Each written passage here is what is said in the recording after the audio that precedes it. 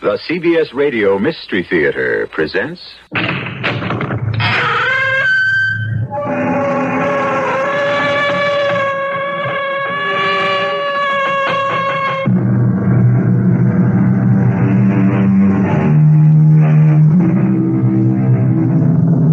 Come in.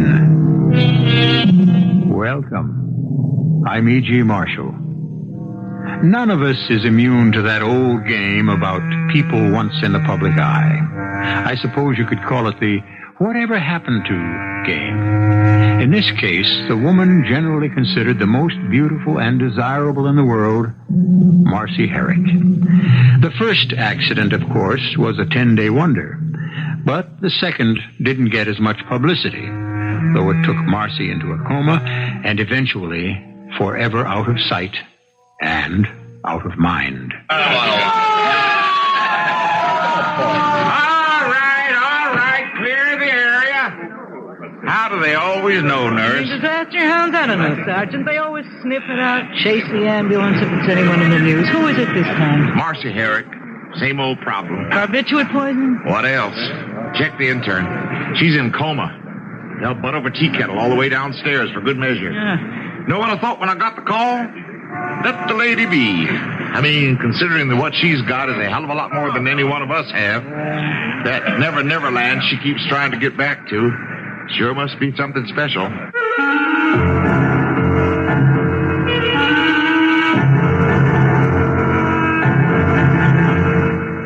Our mystery drama, The Prison of Glass, was written especially for the Mystery Theater by Ian Martin and stars Lois Nettleton. I'll be back shortly with Act One.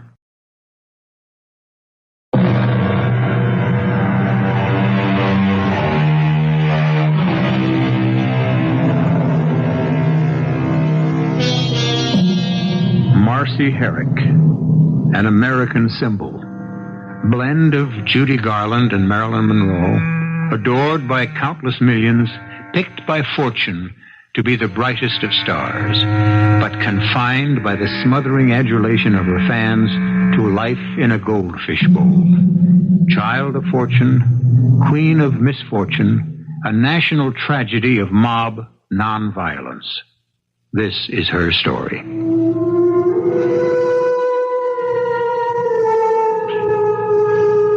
All my life, I dreamed of being here, inside this glass paperweight, with the feathery snow under my feet, and the dark little house with the bright red door beckoning to me to enter it and discover its secrets at last. No more wondering if I could really see a tiny shadow across the window under the eaves, or the handsome, dark face I pretended to myself looked out from the oriel window on the ground floor. Well, now I am here at last. And all I want to do is break out of my glass prison. I want to scream till the glass shatters. So terrible to look out, seeing everything magnified, and knowing that the one possession I love the best has ended up being a prison I may be shut away in forever.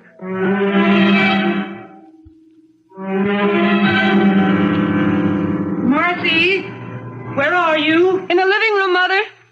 What are you doing? Oh, playing with this paperweight. How pretty the snowstorm is. So many years since I saw snow, and since...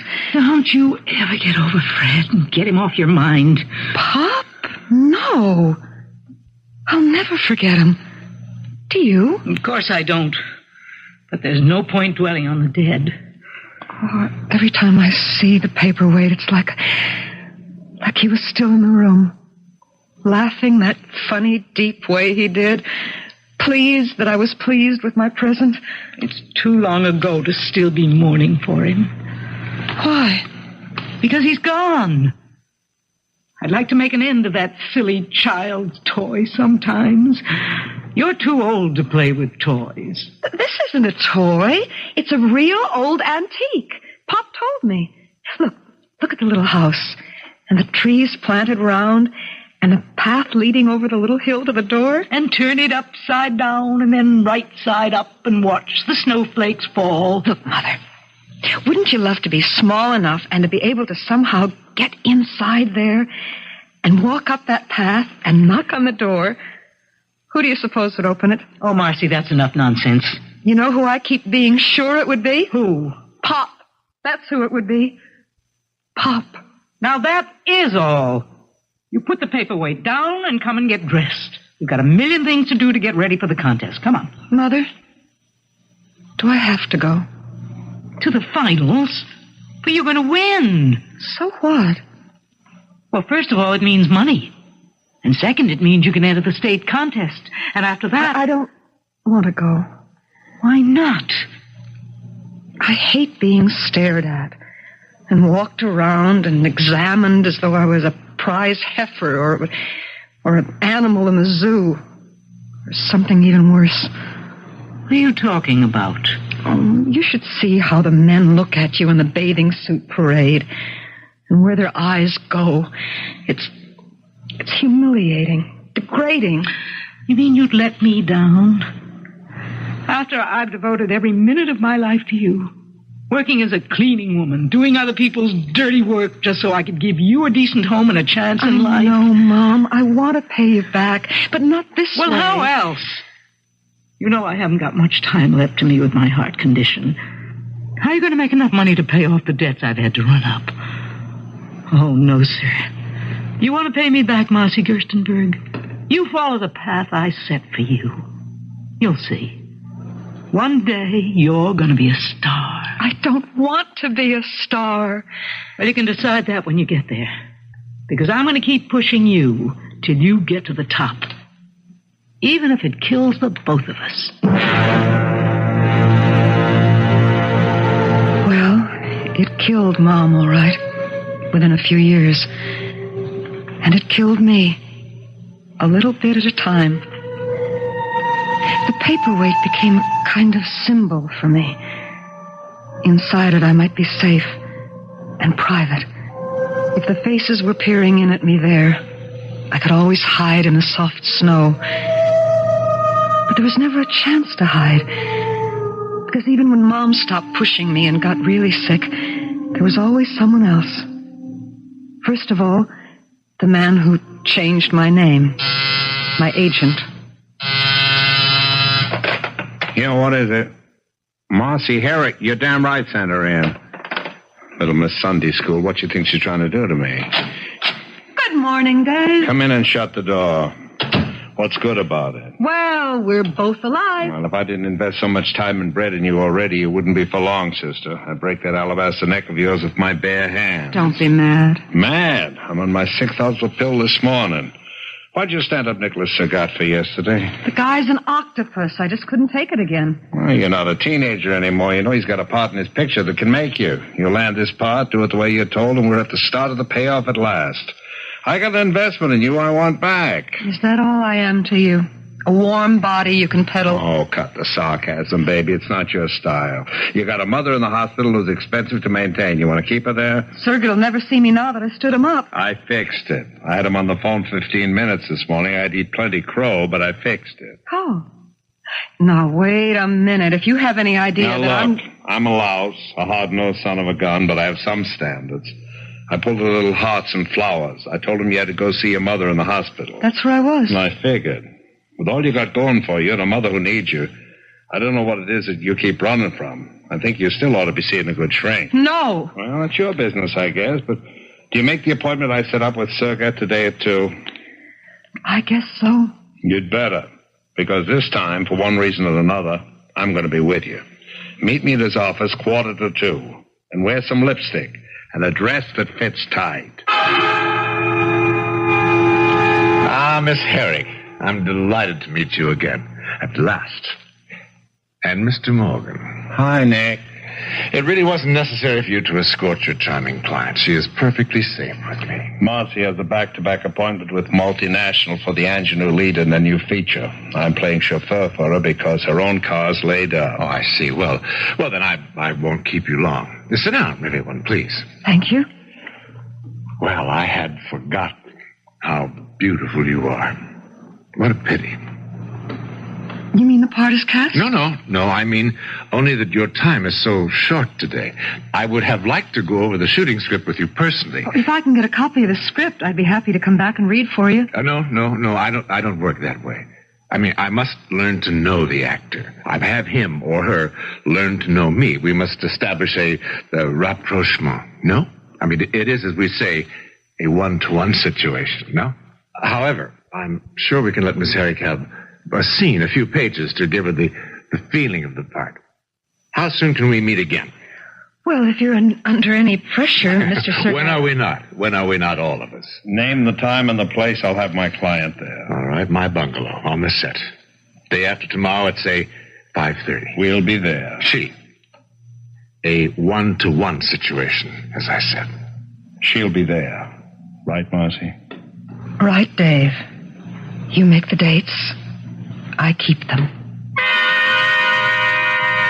I can't blame Dave. Nothing overt was even particularly hinted at. It was a business appointment, it was an exceptional part, and I was an actress.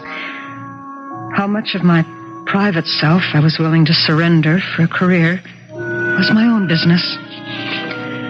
So, I kept my appointment at 5:30 with Nicholas Surgat. Ready, I suppose, to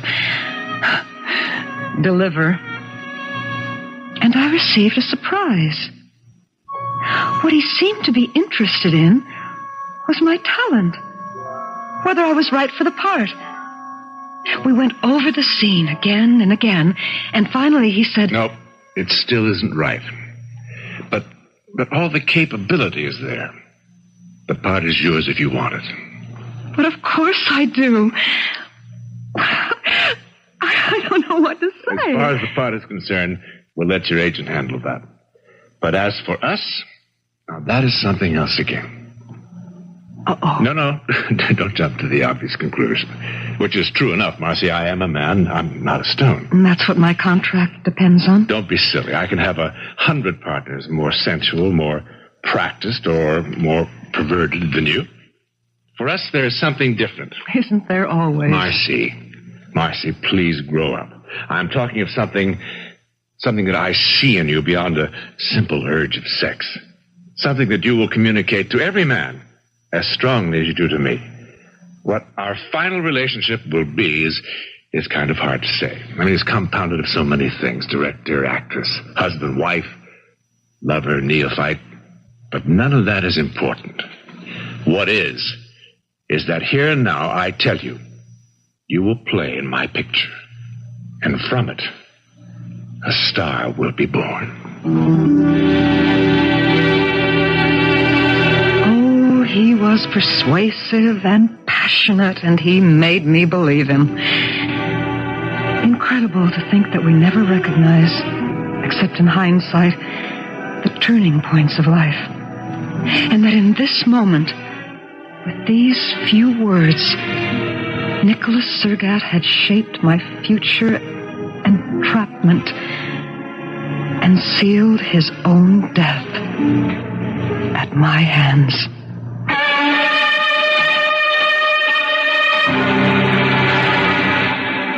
Murder from someone as gentle and dependent as Marcy? And by what means? And to what end? And if indeed there was murder, by what instrument that leads to the strange imprisonment we first found Marcy immersed in at the beginning of our story? I'll return in a moment with Act 2.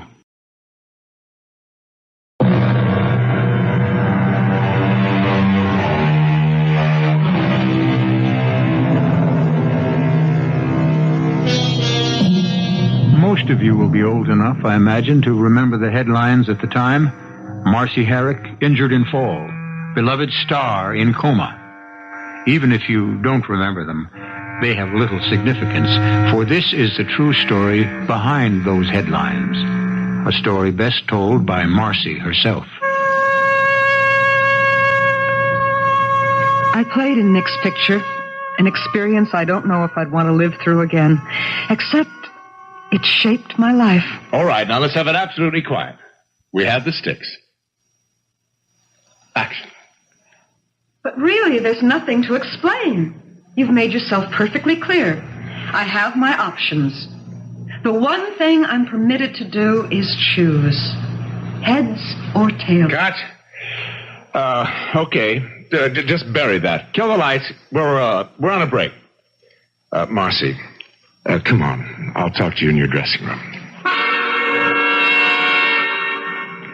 I don't care what the lines seem to say, darling. It's what they mean.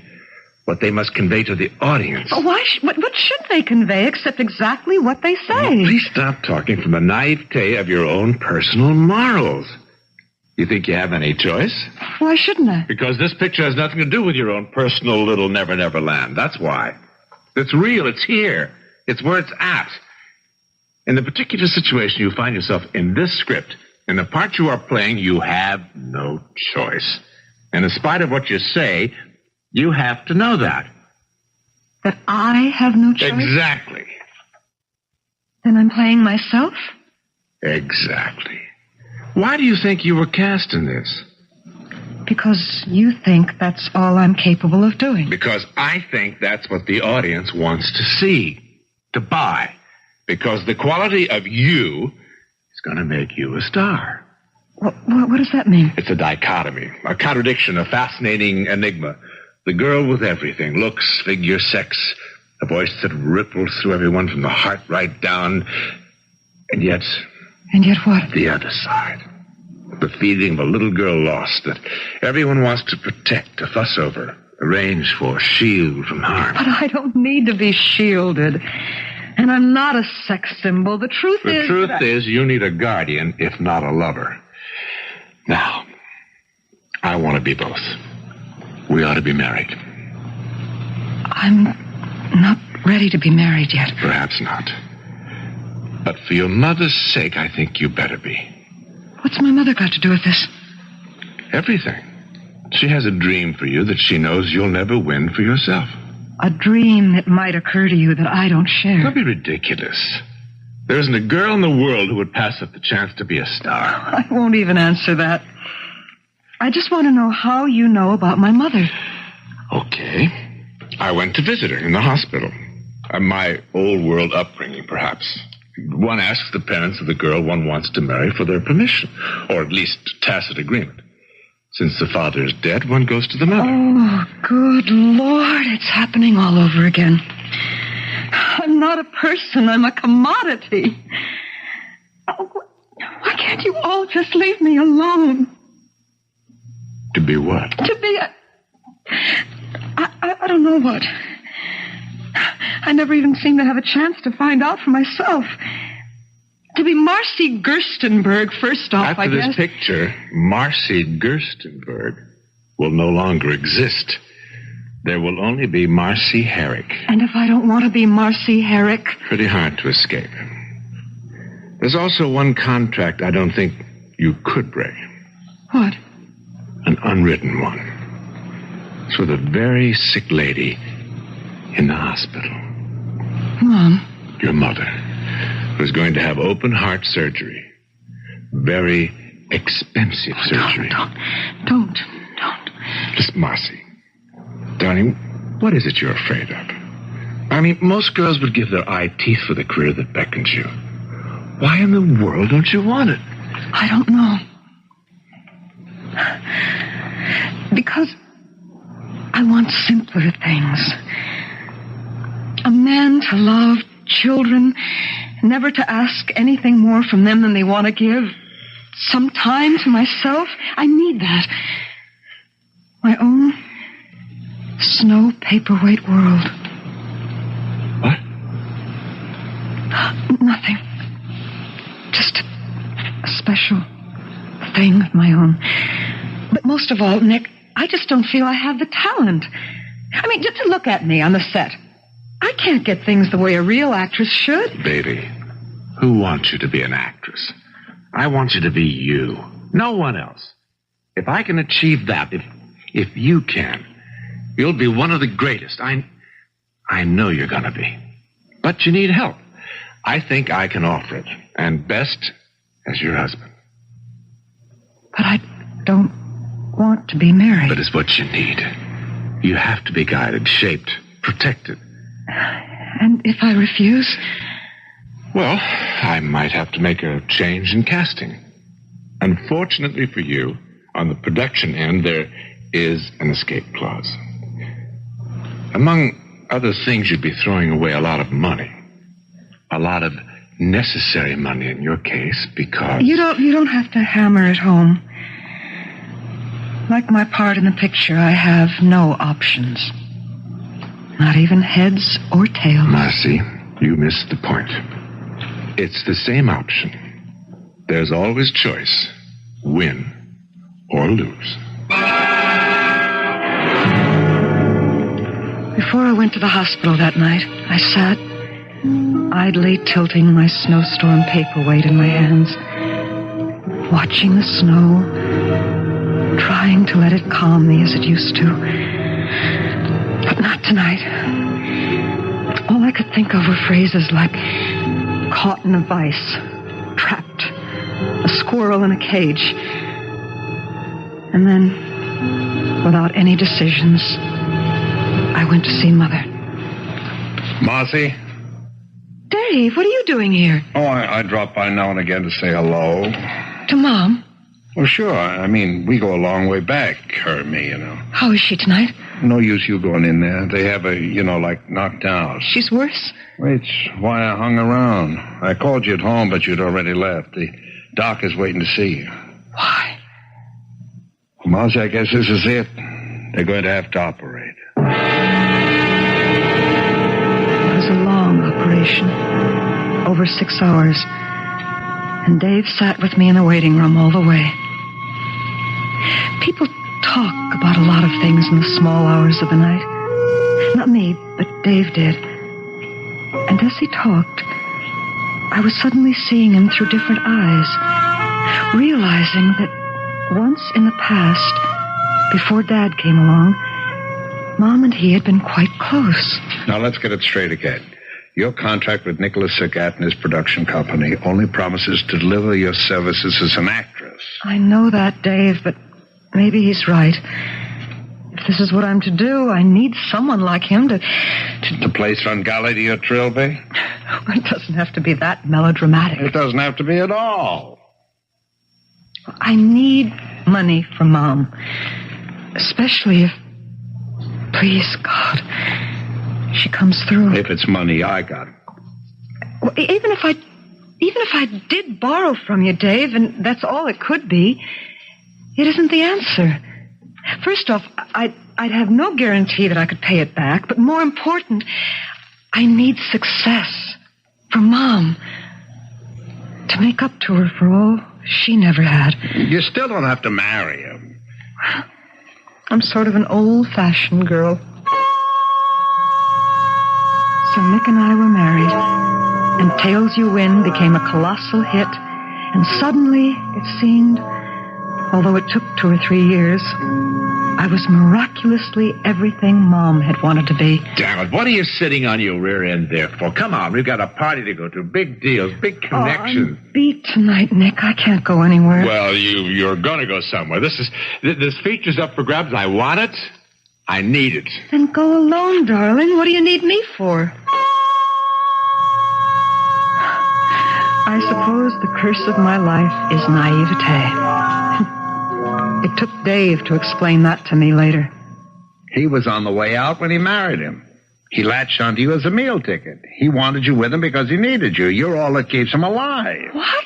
Oh, baby, he knew he had it in you from the beginning. Sure, he gave you your first chance, but almost from that day on, he's been riding your skirt tails. What are you trying to say? I'm not trying. I'm laying it on the line. Marcy Herrick is alive and living well in Hollywood. Nicholas Sagat is dead and owes his existence to you not only now, but pretty near from the first day he met you. You mean that all these years he's been using me?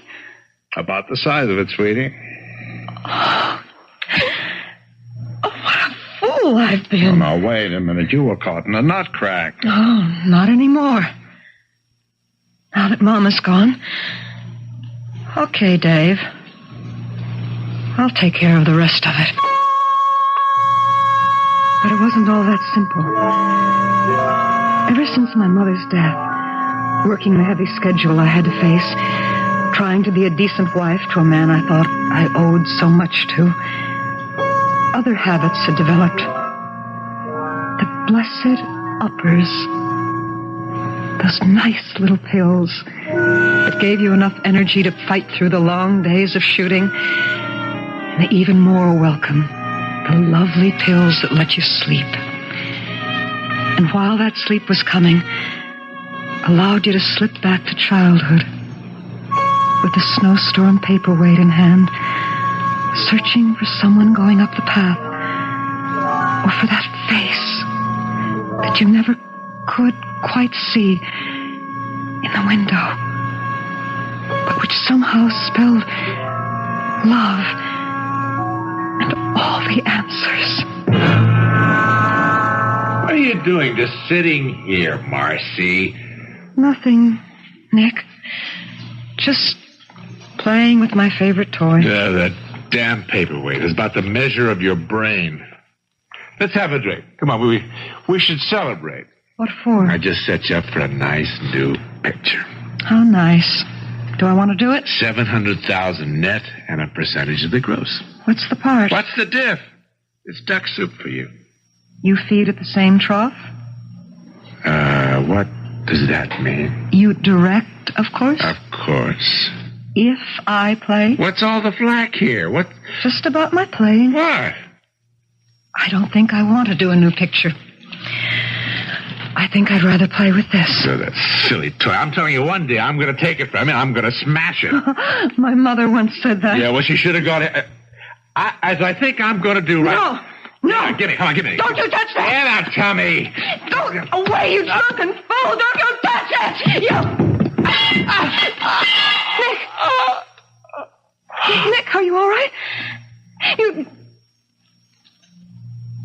Blood. You hit your head on the andiron. Or did I hit you with a paperweight? What? I don't know. I don't know. What have I done? I killed him.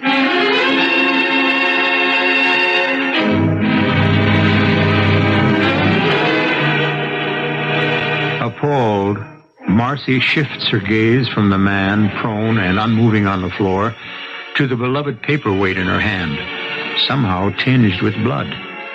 Accident or murder? We don't know yet. Even in the mildest of people, the forces unleashed when their privacy is invaded or something they treasure threatened are as primeval as the tiger that lives in all of us. I'll return shortly with Act 3.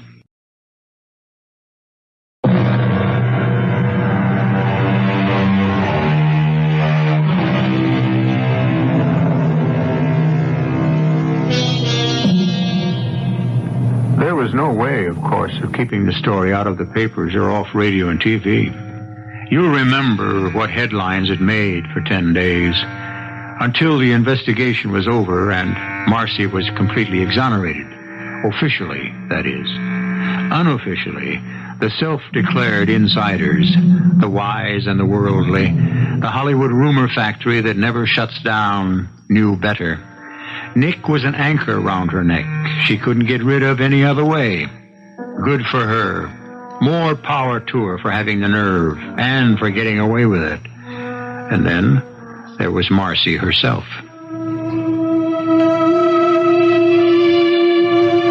I knew all about the talk behind my back. It destroyed me, like the Chinese water torture. Because of all people, I least of all exonerated myself in Nick's death. For years, I'd hated him for what he'd made me do. I'd wanted him dead, wanted to kill him. And that night was a blank in my mind. I went to pieces. Now I wanted to die. There was nothing left for me. The pills. That's all I lived on. All that kept me alive. Marcy, you gotta listen to me, baby. I killed him, Dave. I killed Nick. You didn't. He was falling down drunk. He hit his head on the andiron. No. He killed himself. No, I wished him dead. Same thing. Marcy, you need help. I have a doctor. No, there's no help for me. We struggled, Dave, because he wanted to break my paperweight. I pushed him, and that's how he fell. It was still an accident. Maybe? I don't know. I don't remember. Oh, Dave, I don't want to go on living. There's just nothing left. Oh, now, knock that off. I've got 3 major features lined up for you as soon as you pull yourself together. But you've got to get some help There's first. no help for me anywhere. Except maybe inside here. If I could just walk through the powdery snow and up the little path and over the hill to the house, then maybe there'd be help. The secret of my life is here. Somewhere inside here. I've always known that. If I could only get in there and unlock the future, maybe I could find a way to want to live. Why do you believe that so strongly?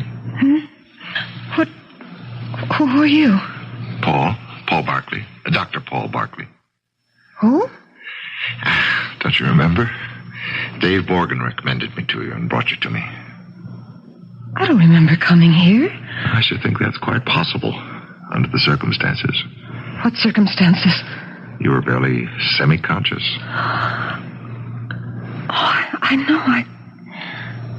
I'd taken a tranquilizer. A barbiturate, a little heavier than a tranquilizer.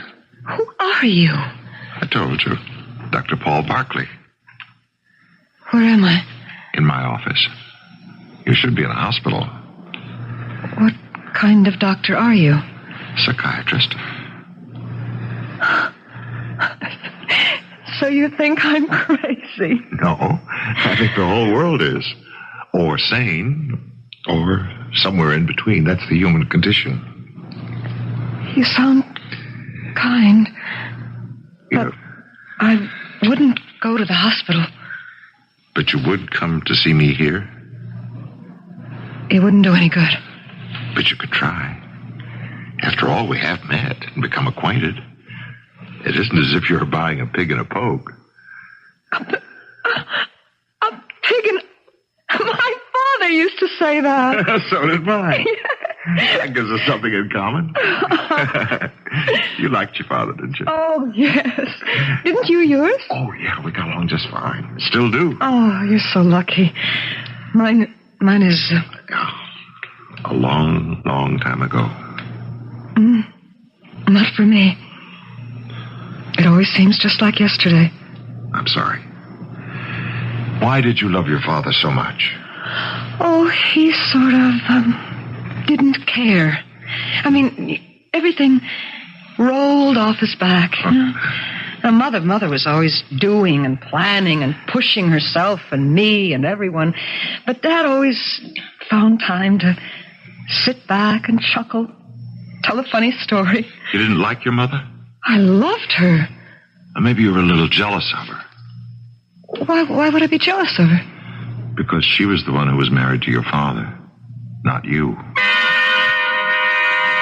The paperweight isn't an obsession with me. I just love it because... Because what?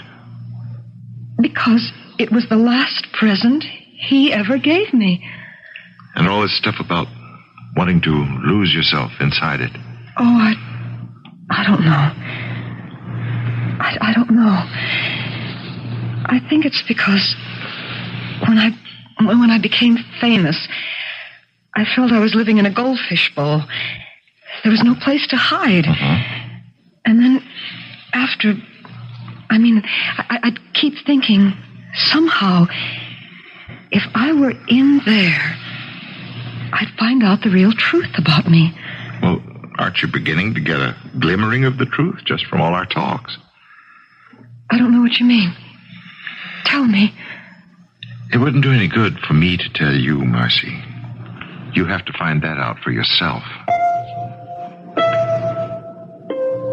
I didn't know what Paul meant, but I did know one thing.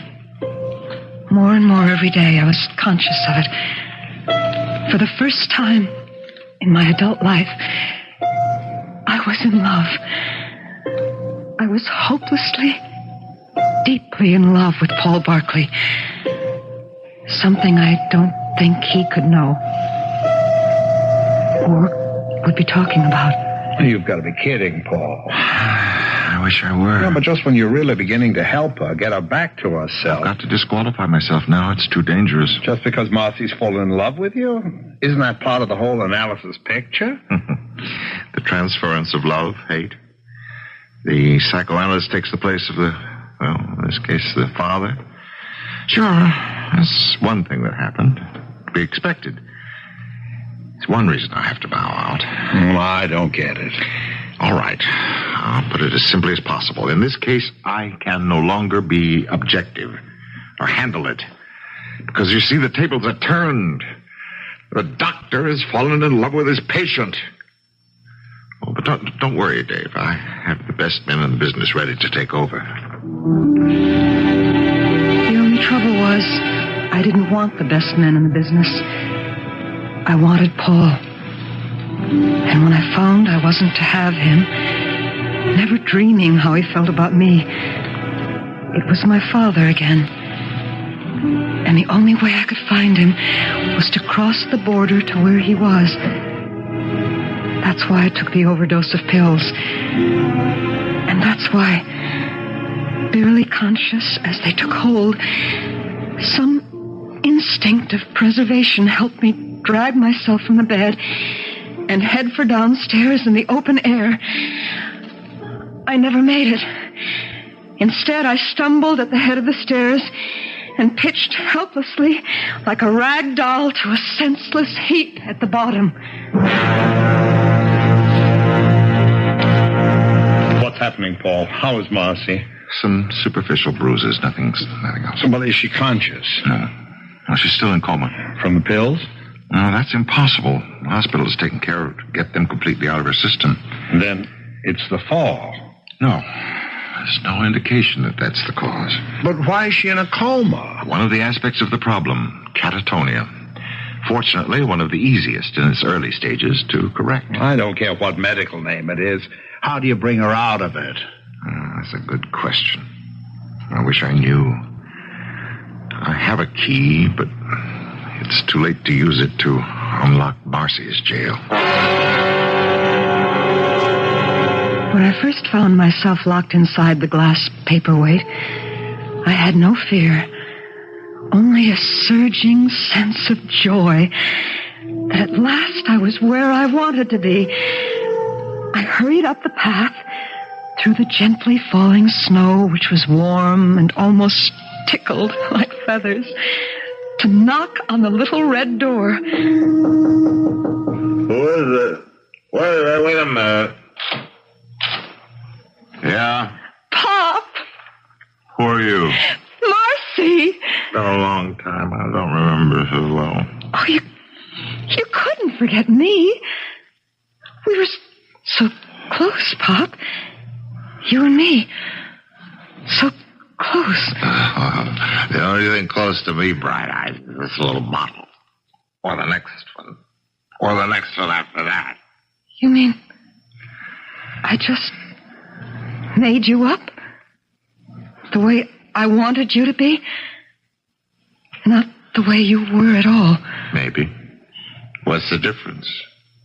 That's your problem. Thanks. For what? For telling me. For waking me up.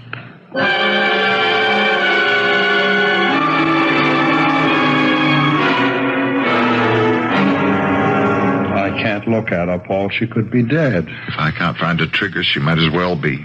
Oh, that silly paperweight. How did it get to the hospital? It was clasped in her hand. We had to force her fingers open to free it. She's so damned intense. Why is this piece of junk so important to her? It's a symbol, Dave.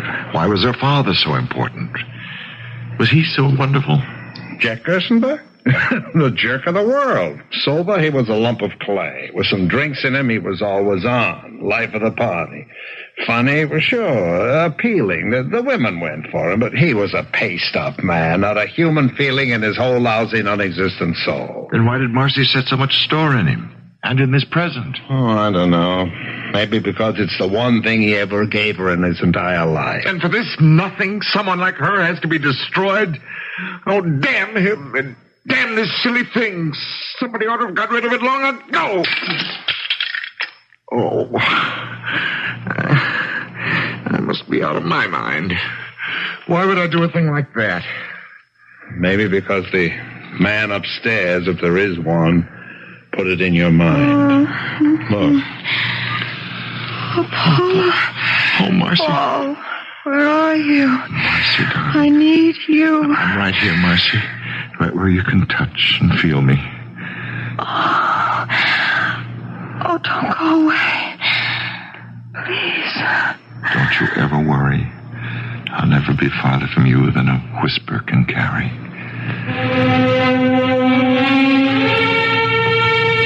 That's how I escaped from my glass prison.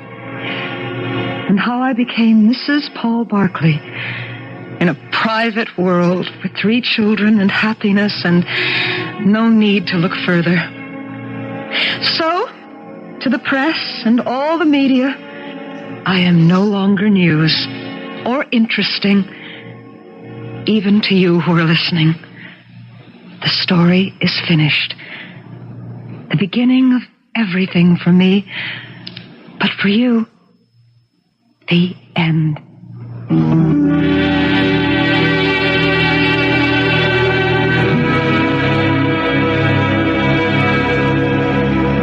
There's your answer to whatever happened to Marcy Herrick. This time, I'm as happy to tell you as I am happy with the answer. One further thing to add, but after I return shortly.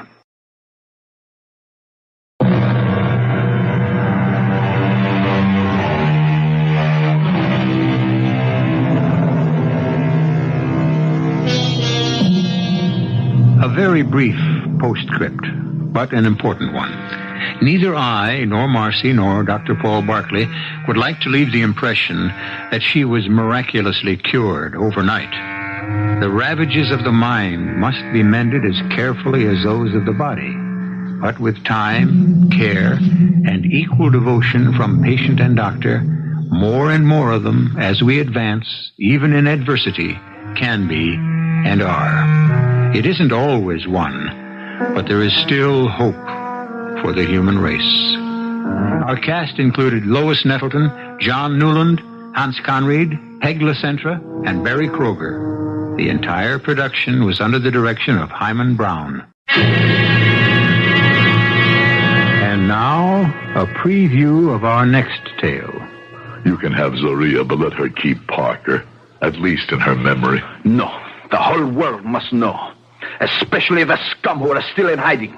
Let them realize there is no escape. You're not going to kill Ramon Zoria. He is already dead. I listen to you. You know how? The way you listen to others. With deaf ears. He died on an island long ago. He will die here and now. Go ahead and pray. And what's wrong with praying? It's the will of the Lord that I be found. I'm content. You may kill me. I was hoping you would put up a fight. I would beg for your mercy. That would make it easier for you, wouldn't it? Or offer me a fortune, the way Martinez did. How can you stand there quietly, as if you're judging me? This is E.G. Marshall inviting you to return to our Mystery Theater for another adventure in the macabre. Until next time, pleasant dreams.